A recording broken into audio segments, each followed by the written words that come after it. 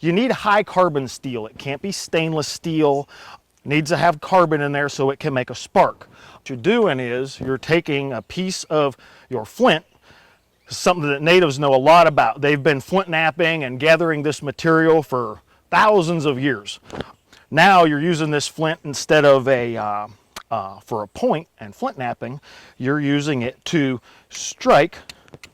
See these sparks coming off? What that's telling me is this stone is harder than this piece of steel, and the stone is shaving off a little piece of metal, just like if you put this on a key grinder and the sparks would come off of there. That's what that stone edge is, shaving off little pieces of metal. Those little hot sparks, pieces of metal, are going to land in our char cloth, and that char cloth is what we'll put into our tinder bundle. So let me get a tinder bundle and some char cloth put together here real quick. A char cloth is basically like charcoal, except it's charred cloth. What you've got here is your small metal tins. Like, well, where do you get these metal tins 300 years ago? Lots of needles and hooks and soaps and lotions and oils and salves and medicines and dyes and powders and things like this were stored and shipped in these small containers. So they were actually a lot more abundant than what you would normally think. So what you have here is this metal tin, and this is just some white fabric, just like cotton, linen, wool, fustian, something like that. Of course, no acrylics, no spandex, which wasn't available 200 years ago.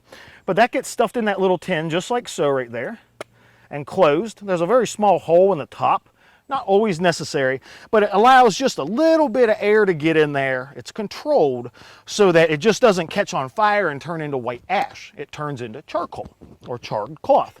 And then, after about 10 or 15 minutes on a fire, this is what you're left with.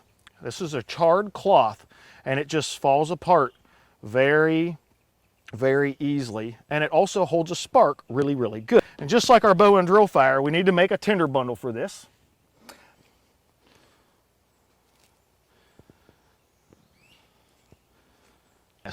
Now when I get that piece of char cloth glowing, I'm going to set it in there, fold it up, and blow it into a fire. So we got char cloth ready to go. All right, so I got my steel striker and my piece of flint. Doesn't need to be this big, just what I grabbed.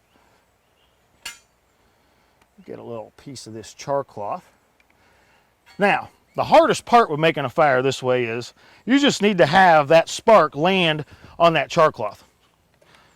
So when these sparks jump off of here, they always have been coming up kind of this way.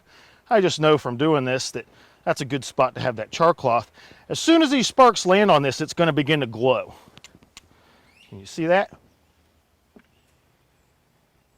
Little glowing char cloth, okay? And that's going to get transported into my tinder bundle.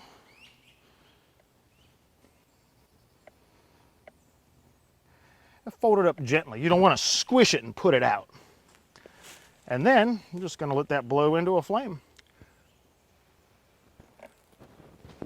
And there's your fire.